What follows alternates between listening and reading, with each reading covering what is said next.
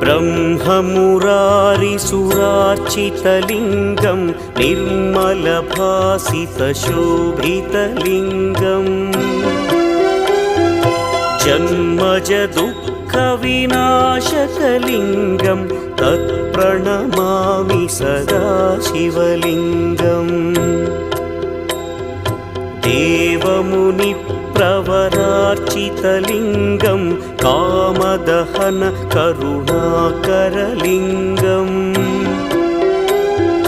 रावणदर्पविनाशकलिङ्गं तत्प्रणमामि सदा शिवलिङ्गम्